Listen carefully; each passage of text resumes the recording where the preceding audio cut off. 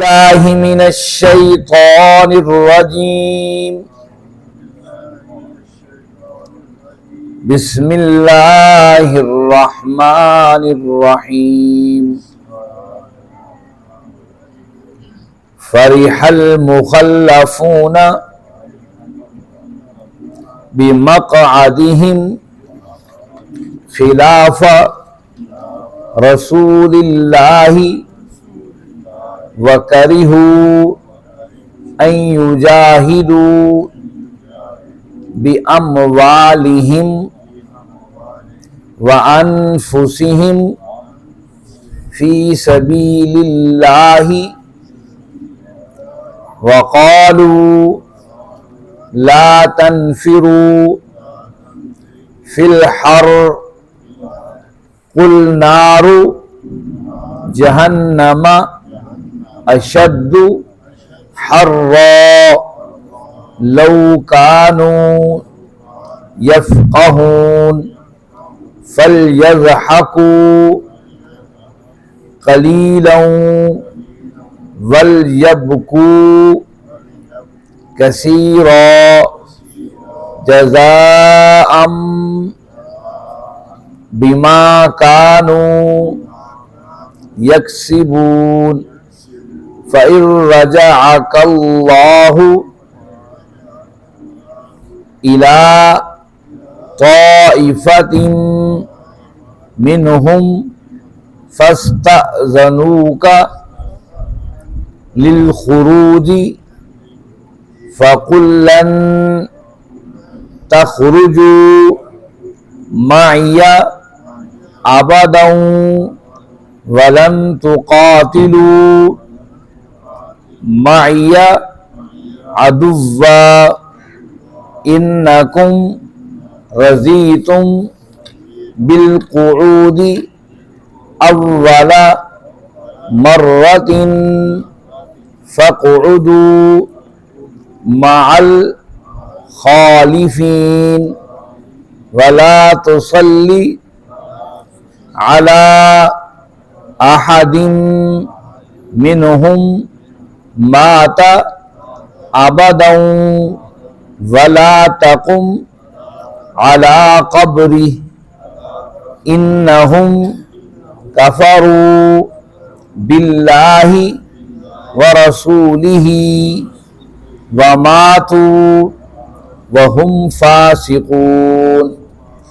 وَلَا تُعْجِبْكَ أَمْوَالُهُمْ وَأَوْلَادُهُمْ إِنَّمَا يُرِيدُ اللَّهُ أَن يُعَذِّبَهُم بِهَا فِي الدُّنْيَا وَتَزْهَقَ أَنفُسُهُمْ وَهُمْ كَافِرُونَ.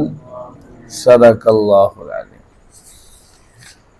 عزیز ساتھیوں، تمام حمد و ثنا، تعریف و توصیف اس رحیم و کریم رب کے لیے جس کا رحم اور کرم ہر سو وسیع ہے. اس کے بعد لاکھوں کروڑوں درود و سلام اس نبی مہرباں پر جنہوں نے اللہ رب العزت سے حق کو پا کر ہم تک حق پہنچانے کا حق ادا کر دیا. عزیز ساتھیوں، 10واں پارہ ہے، سورۃ توبہ ہے، اور سورۃ توبہ کی ہم نے 80 آیات پڑھ لی. گزشتہ آیات بینات میں ہم یہ پڑھ اور سنائے کہ اللہ رب العزت نے ارشاد فرمایا کہ منافقوں کی ایسی عادتیں ہیں کہ اہل ایمان جو کوئی بھی خیر کا کام کریں یہ ان پر اعتراض کرتے رہتے ہیں. جی یہ دکھاوے کا کر رہے ہیں، یہ فلاں ایسا کر رہا ہے، فلاں ایسا کر رہا ہے، فلاں ایسا کر رہا ہے. غزوہ تبوک کا موقع تھا اور صحابہ لا کر اپنا مال اور اسباب مسجد نبوی میں اس جہاد کے لیے حاضر کر رہے تھے، اور منافقین بیٹھ کر مذاق اڑا رہے تھے. جو زیادہ دے رہا تھا کہتے تھے دکھاوے کے لیے دے رہے ہیں، جو تھوڑا دے رہا تھا کہ اس کے دینے سے کیا ہو جائے گا، رومن امپائر جیسی سپر پاور طاقت اس دور کی اسے شکست دے لیں گے. اللہ رب العزت نے فرمایا کہ یہ ان لوگوں پر بھی اعتراض کر رہے جن کے پاس سوائے اپنی محنت اور مشقت کے کچھ نہیں تھا.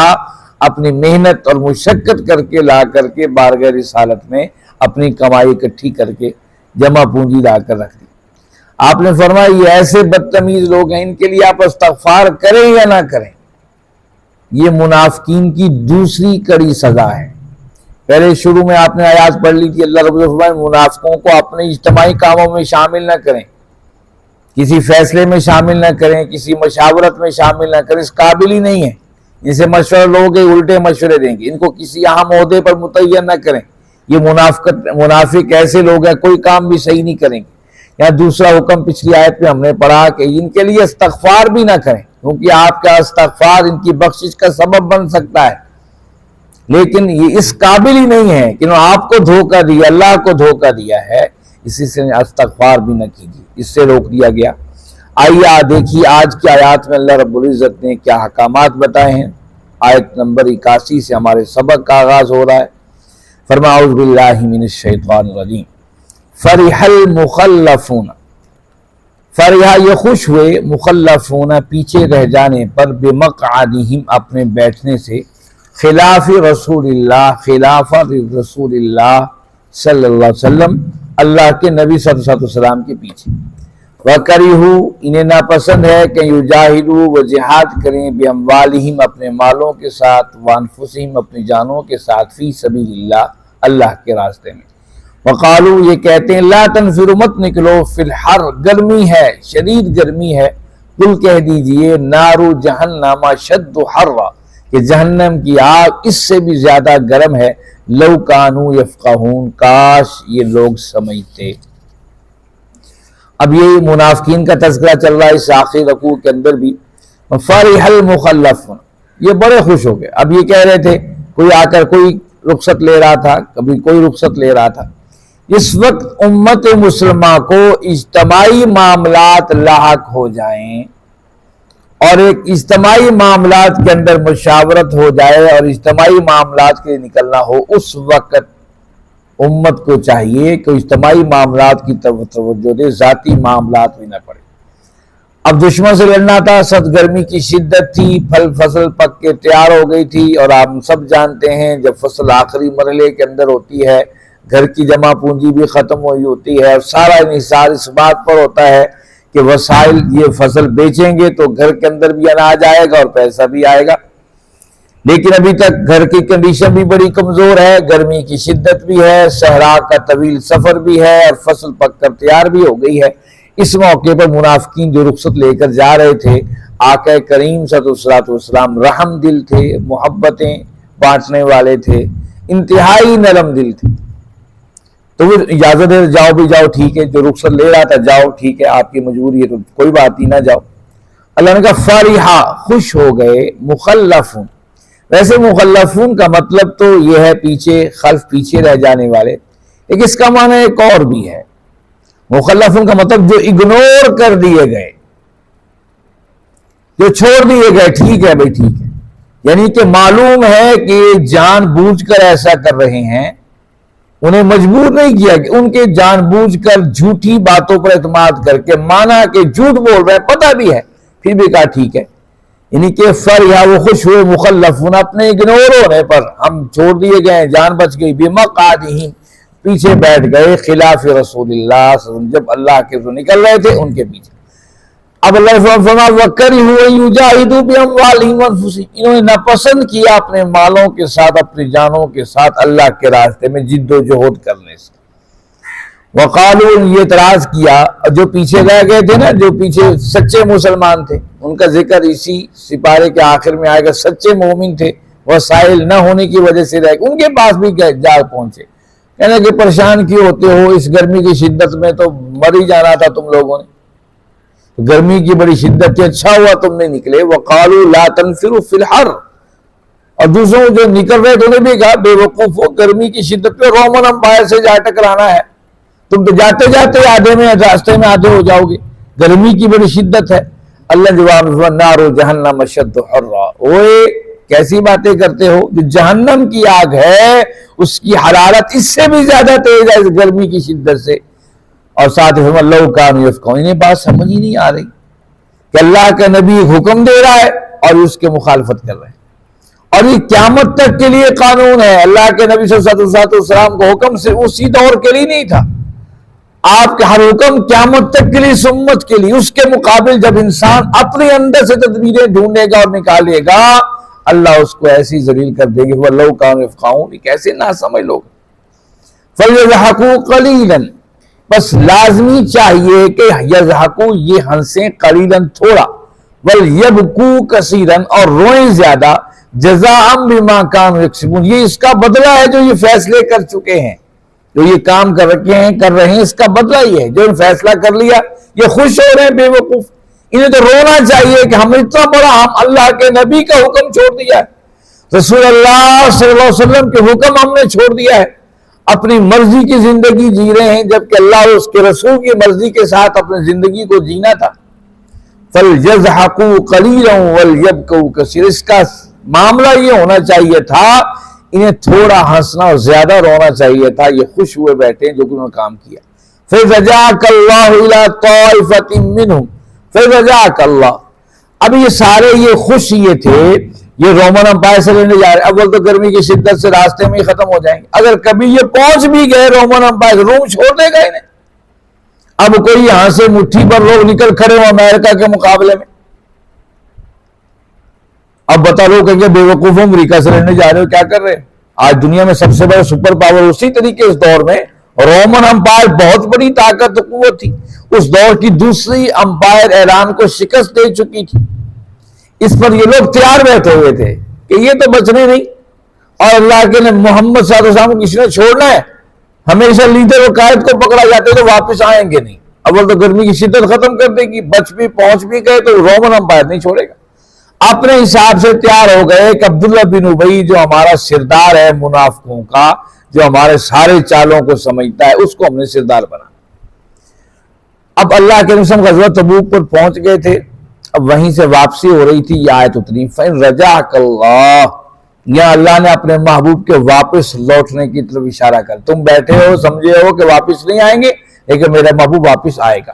فَإِن رَجَعَكَ اللَّهُ، بس اگر آپ لوٹیں، اللہ آپ کو لوٹائے، اِلَىٰ طَائِفَةٍ مِّنْهُمْ، انہی گروہوں میں سے کسی ایک گروہ کی طرف، فَاسْتَأْذَنُوكَ لِلْخُرُوجِ، پھر آپ سے اجازت طلب کریں نکلنے کے لیے. جب آپ یہاں سے فتح یاب ہو کے واپس جائیں گے، گویا کے سائت میں حضور کی واپسی کی اور آپ کی فتح یابی کی خبر دے دی گئی. جب فتح یابی سے واپس جائیں گے تو یہی منافق لوگ کہیں گے او ہم اس وجہ سے رہ گئے تھے، اس وجہ اب ہم آپ کے ساتھ چلیں گے، جہاں حکم ہوگا چلیں گے، کیونکہ ساری امیدوں پر ان کے پانی پھر چکا ہوگا. فَاسْتَأْذَنُوكَ لِلْخُرُوجِ، اگر پھر یہ آپ سے اجازت طلب کرے نکلنے کی، آپ کہہ دیں فَقُلْ، آپ کہہ دیجئے لَن تَخْرُجُوا مَعِي أَبَدًا، اب تم میرے ساتھ کبھی نکل نہیں سکتے. تم نے عین امتحان کے وقت ثابت کر دیا تم بے اعتبار لوگ ہو، تم پر کوئی اعتبار نہیں کیا جا سکتا، اب کبھی بھی تم میرے ساتھ نکل نہیں سکو گے. وَلَن تُقَاتِلُوا مَعِي عَدُوًّا، اور نہ ہی اس میدان کارزار میں شریک ہو سکو گے جو میں اپنے دشمنوں کے خلاف لڑوں گا. ان کو بتا دیجئے انکم رضیتم، کہ تم راضی ہو گئے، بالقعود، بیٹھنے پر، اول مرۃ فقعدوا، پہلی مرتبہ ہی فقعدوا، بس بیٹھو، مال خالفین، جو پیچھے پہلے رہ گئے تھے ویسے ہی پیچھے بیٹھو. گویا کہ ذلت کے ساتھ انہیں کہا جا رہا ہے کہ اچھا ہمیشہ سے جب بھی فتح یابی ہوتی ہے سارے کھڑے ہوتی، ہم بھی آپ کے ساتھ تھے، ہم بھی آپ کے ساتھ تھے، ہم بھی آپ کے ساتھ تھے. آپ دیکھ لیجئے کوئی بھی جماعت ان کی اقتدار میں پہنچ جائے تو وہ جو کبھی کس زمانے میں تھے بھی یا نہیں تھے وہ کھڑے ہو کے کہ ہم بھی آپ کے ساتھ تھے، فلاں جگہ ساتھ تھے. اب جب وہ کامیابی سے لوٹیں گے تو یہ باتیں کریں گے. اب کہ نہیں اب تم میرے ساتھ نہیں کر سکتے، اب بیٹھے رہو ان کے ساتھ جو پہلے بیٹھے رہتے. وَلَا تُصَلِّ عَلَىٰ أَحَدٍ، آپ مت نماز پڑھیے، عَلَىٰ أَحَدٍ مِّنْهُمْ مَاتَ، ان میں سے کسی ایک پر بھی ماتا مر جائے، آبداً کبھی بھی. وَلَا تَقُمْ عَلَىٰ قَبْرِهِ، اور نہ ہی آپ ان کی قبر پر کھڑے ہوں. إِنَّهُمْ كَفَرُوا، بے شک انہوں نے کفر کیا ہے، بِاللَّهِ وَرَسُولِهِ، اللہ اور اس کے رسول کے ساتھ. وَمَاتُوا، اسی میں مریں گے، وَهُمْ فَاسِقُونَ، اور یہ فاسق لوگ ہیں. اب یہ ہے کہ اب یہ تیسرا اور آخری حکم بھی دے دیا. پہلے کہا تھا اسے منافقوں کو اپنی مشاورت میں شریک نہیں کرو، ان کو معاشرے میں گھٹا کے رکھو، ان کی تذلیل کرو. دوسرا حکم یہ تھا کہ ان کے لیے استغفار بھی نہ کرو. اب تیسرا کام یہاں کہہ دیا کہ ان کی نماز جنازہ بھی نہیں پڑھنی ہے. ان کے جنازہ بھی نہیں، پر جنازے کے اندر کیا دعائے مغفرت ہے میت کے لیے، اللہ اسے بخش، اللہم اغفر لہ، اللہم اغفر لحینا و میتنا، اللہم اغفر لہ ورحمہ واعف عنہ، یہ دعائیں ہیں میت کے لیے کہ اللہ اسے معاف کر دے، بخش دے۔ کہا کہ خبردار اب ولا تصلی علی احد، آپ نے اس پر نماز بھی نہیں پڑھنی ہے۔ اس آیت کا پس منظر یوں ہے کہ اللہ کے نبی صلی اللہ علیہ وسلم کو اطلاع ملی کہ عبداللہ بن ابی جو منافقوں کا سردار تھا وہ فوت ہو گیا، اور اطلاع دینے والے ان کے مخلص بیٹے، ان کا نام بھی عبداللہ تھا، وہ سچے صحابی تھے، بارگاہ رسالت میں کہنے لگے یا رسول اللہ صلی اللہ علیہ وسلم، میرے ابا کو تو جانتے ہی ہیں، اس نے کوئی ایسا موقع نہیں چھوڑا جب آپ کی مخالفت نہ کی ہو، یا رسول اللہ وہ فوت ہو گئے، آپ ان کا جنازہ پڑھائی۔ اب میں ٹھیک ہے، میں جنازہ پڑھاؤں گا۔ تو ساتھ ہی یہ بات کہی کہ مجھے اپنا قمیض دے دیجئے تاکہ میں اپنے ابا کو پہناؤں، شاید ان کی بخشش ہو جائے۔ اولاد ہمیشہ باپ کے لیے کوشش کرتی ہے، لیکن آج کی اولاد اتنی بھی کوشش نہیں کرتی۔ یہ بات اس دور کی ہو رہی ہے جب سب کو پتا تھا یہ منافق ہے میرا ابا، پھر بھی بیٹا کوشش کر رہا ہے کہ میرے ابا کی بخشش کا سبب بن جائے۔ لیکن کبھی آپ اور ہم نے بھی اپنے والدین کی بخشش کے لیے کوشش کی ہے۔ حضرت سعد فرماتے ہیں میں کسی سفر میں تھا، سعد بن معاذ فرماتے ہیں میں سفر میں تھا، میری واپسی سے پہلے میری والدہ فوت ہو گئی، میں آیا، آپ فوت ہو چکی تھی، جنازہ میں شریک، جنازہ پڑھایا، تدفین ہوئی، میں بارگاہ رسالت میں آیا، میں نے کہا یا رسول اللہ صلی اللہ علیہ وسلم میری والدہ رخصت ہو گئی، اگر میں ان کے پاس ہوتا اور میں ان کی آخری وصیت سنتا، وہ اپنے لیے کوئی خیر کی وصیت کر جاتی، ساری زندگی خیر کے کام کرتے رہے، مجھے ایسا کوئی کام بتا دیجئے جو ان کی بخشش کا سبب بن جائے۔ یہ ہے وہ تڑپ، یہ جستجو۔ لیکن آپ اور ہم دنیا کے کاموں میں ایسے غلطاں ہو گئے، ہمیں احساس ہی نہیں، ہمیں آج زندگی میں انہیں ہماری ان کو ضرورت تھی، جب زندہ رہے تو ہم ان کے محتاج تھے، اب وہ آپ اور ہمارے محتاج ہیں، لیکن کبھی ہم نے غور ہی نہیں کیا ہے۔ ہم اپنے اولاد کے لیے سب کچھ کرنے کے لگے ہوئے ہیں، لیکن اپنے والدین جو رخصت ہو گئے ان کے لیے کچھ بھی نہیں کیا۔ میں یا رسول اللہ صلی اللہ علیہ وسلم بتائیے میں کیا کروں؟ یہ ہے وہ تڑپ جو اپنے آبا کے ساتھ محبت کی تڑپ تھی۔ فرمایا کہ سعد ان کے لیے کسی ایسی جگہ کنواں کھدوا دو، پانی کا انتظام کر دو جہاں پر کوئی مشکل ہو، اور وہاں پر جب وہ پانی پیتے رہیں گے، یہ صدقہ جاریہ ہے، تمہاری ماں کو اس کا اجر ملتا رہے گا۔ اور پھر حضرت سعد نے اس کنویں کو کھدوایا، اور وہ کنواں بئر ام سعد کے نام سے مشہور ہو گیا کہ وہ ام سعد کا کنواں، اور وہاں لوگ پانی پیتے تھے اور دعا کرتے تھے۔ کبھی آپ اور ہم نے بھی سوچا اللہ نے آپ اور ہمیں وسائل دیے ہیں، ہم ان کے لیے کسی جگہ پر کوئی نلکا لگوا دیں، کوئی کام کر دیں؟ یہ ہے وہ تڑپ اور جستجو۔ یہی تڑپ عبداللہ بن ابی جیسے منافق کے بیٹے کو، ان کا نام حضرت عبداللہ تھا، بارگاہ رسالت ملی، یا رسول اللہ صلی اللہ علیہ وسلم ان کے لیے آپ، حالانکہ اللہ نے منع کر دیا تھا ان کے لیے استغفار نہیں کرنی، چونکہ بیٹا مخلص تھا، سارے معاملات میں، جہادی کاروائیوں میں آپ کے ہر حکم کی تابعداری کر رہا تھا۔ آپ نے صحابی مخلص ساتھی کو دیکھا، فرمایا ہاں میں پڑھاؤں گا جنازہ۔ اب یہ جنازہ پڑھانے کا بیٹے کو پتا ہے کہ بخشش کے راستے میں یہ ساری زندگی میرے نبی کو دکھ دیتا رہا ہے، کہ یا رسول اللہ قمیض ہی دے دیجئے تاکہ بخشش کا سبب بن جائے۔ اللہ کے نبی صلی اللہ علیہ وسلم نے اپنی قمیض اتار کے دے دی۔ یہ قمیض اتار کر کیوں دی؟ غزوہ بدر کے موقع پر جب قیدی پکڑے گئے تھے، ان میں حضرت چچا عباس بھی تھے، اللہ کے نبی صلی اللہ علیہ وسلم کے چچا حضرت عباس بھی تھے جو قیدی بنائے گئے تھے۔ آپ چونکہ مکہ سے نکلے تھے اور پھر لڑتے رہے یا جیسے بھی معاملات تھے، آپ وہاں گرفتار ہو گئے۔ آپ کے آنے گرفتاری تک اور مدینہ پہنچنے تک آپ کی قمیض پھٹ چکی تھی۔ آپ کا قد دراز تھا عباس رضی اللہ تعالیٰ کا۔ اللہ کے نبی صلی اللہ علیہ وسلم نے کوشش کی کہ اپنی قمیض اپنے چچا عباس کو دیں، لیکن قمیض حضرت عباس کا قد لمبا تھا۔ آپ فرمایا دیکھو کسی کے پاس کوئی قمیض ہو تو میرے چچا کو اڑا دی جائے تاکہ جسم ننگا نہ ہو۔ اگرچہ کافر تھے لیکن محبتیں تو تھیں، چچا ہیں، اور پھر چچا نے مدینہ میں مکہ میں رہ کر اپنی ذمہ داریوں کو بھی ادا کیا تھا، ہر مکہ کے کافروں کی خبر آپ کو مدینہ میں آپ دیتے رہتے تھے۔ اس موقع پر عبداللہ بن ابی کا قد بھی لمبا تھا، اپنی قمیض حضرت عباس رضی اللہ عنہ کو دی تھی، آج اللہ کے اس قمیض کو واپس لوٹا رہے، فرمایا یہ قمیض لے جاؤ اور یہ اسے پہنا دو۔ اور پھر اس کے بعد آپ جنازے کی جب تشریف لائے تو عمر فاروق رضی اللہ عنہ آ گئے، کہنے لگے یا رسول اللہ صلی اللہ علیہ وسلم آپ اس کا جنازہ مت پڑھیں، تو آپ کے دل کو ٹھیس تکلیف اسی ظالم نے پہنچائی ہے۔ ہر موقع پر آپ کا گھر ہو، سب سے بڑی عزت گھر ہوتی ہے، گھر پر اس شخص نے انگلی اٹھائی، اما عائشہ صدیقہ رضی اللہ تعالیٰ پر تہمتیں اس نے لگائیں، کوئی موقع جانے نہیں دیا، غزوہ بدر ہو، احد ہو، خندق ہو، کوئی مارکہ نہیں جانے دیا جب اس نے غداری میں اپنے آپ کو پیش نہ کیا ہو، آپ کی مخالفت نہ کی ہو، آپ کی جو ہے ہجو نہ کی ہو، آپ پر اعتراضات نہ کیے ہوں۔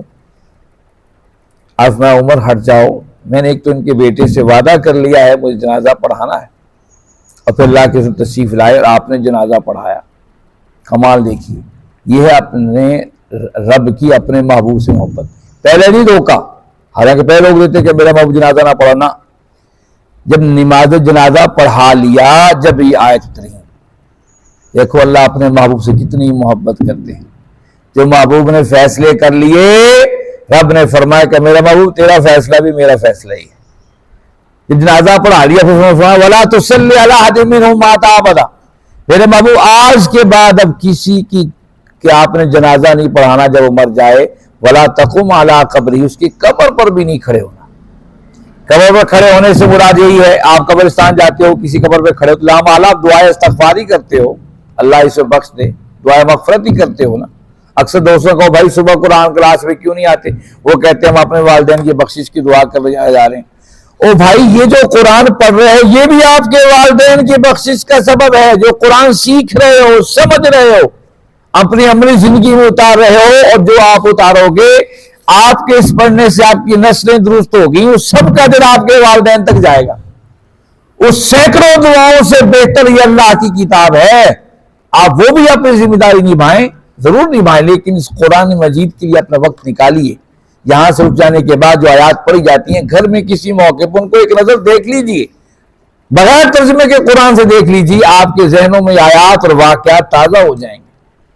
ہم اکثر اپنے کالج میں طلبہ سے کہتے تھے بھائی لیکچر ہو جانے کے بعد گھروں میں جا کے ضرور ایک دفعہ دوہراؤ، ایک نظر گزار دو، تمہیں سارا لیکچر ذہن میں آ جائے گا، پھر تمہیں یاد کرنے کی ضرورت ہی نہیں ہوگی۔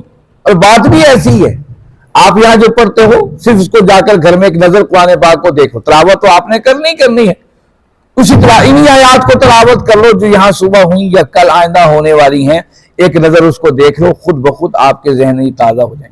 یہ آپ کے والدین کی بخشش کا ذریعہ بھی ہے، اور آپ کی نسلوں کو اور آپ کو خیر و آخرت کی طرف لے جانے والا بھی۔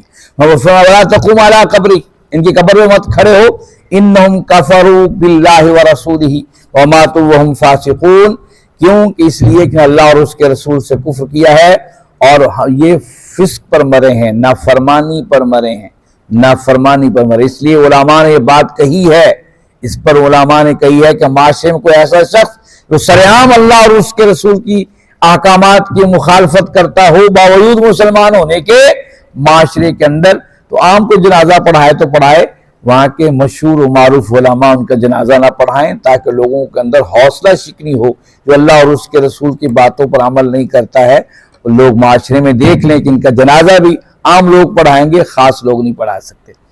وَلَا تُعْجِبُكَ أَمْوَالُهُمْ، آپ تعجب نہ کریں ان کے مالوں پر، وَأَوْلَادُهُمْ، ان کی اولاد پر، إِنَّمَا يُرِيدُ اللَّهُ، بے شک اللہ کا یہ ارادہ ہے، أَن يُعَذِّبَهُمْ، ان کو عذاب دے، بِهَا، اسی کے ذریعے، پھر دنیا میں، وَتَزْهَقَ أَنفُسُهُمْ وَهُمْ كَافِرُونَ، اور ان کی روح قبض اس حالت کے اندر ہو کہ کافر ہوں۔ اب ان کی اولاد بھی بہت زیادہ تھی، پیسے وسائل بھی بہت زیادہ تھے، اللہ نے فرمایا کہ تعجب نہ کرے، یہ اولاد اور یہ مال انہی کے گلے میں اٹک جائے گا۔ اور اس کے بعد یہ بات سنو، تزحق، تزحق کہتے ہیں ویسے عام معنی اس کا ہے روح قبض کرنا، کسی کی جان نکلنا، لیکن تزحق ایسی حسرت کو کہتے ہیں جو حسرت ہو، ہائے یہ مال میرے کام نہیں آ رہا ہے، یہ مرتبہ ایسی حسرت اس کے دل میں آئے کہ اس کی ساری زندگی میں نے کمایا، آج آخری لمحات میرا مال کام نہیں آ رہا ہے۔ اس کو تضحک کہا جاتا ہے۔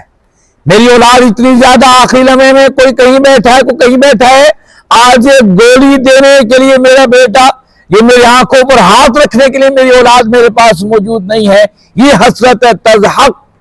کہ اس قابل ہی نہیں بنایا کہ باپ اتنا بڑا لاکھوں کروڑوں پتی بن گیا اور بیٹے کے لیے امریکہ، یورپ، کہاں کہاں ممالک میں جا کر یونیورسٹی میں پڑھایا، بیٹا آ بھی گیا تو ہاتھ باندھ کے کھڑا، سے پتہ نہیں میں پڑھنا کیا ہے۔ سب سے زیادہ حق اسی بیٹے کا تھا کہ باپ کا جنازہ پڑھائے۔ تضحک کہتے ہیں ایسی حسرت کے ساتھ بر جانا کہ اولاد اور پیسے کے ہوتے ہوئے بھی وہ کچھ نہ کر سکا، یہ اس حسرت کو تضحک کہا گیا۔ قرآن نے کہا تضحک انفسہم وہم کافرون، اس حال میں ان کی جانیں نکلیں کہ وہ کافر ہیں۔ تو میرے بھائیو، اللہ رب العزت نے کہا یرید اللہ ان یعذبہم، اسی مال اولاد کے ذریعے انہیں عذاب دیا جائے۔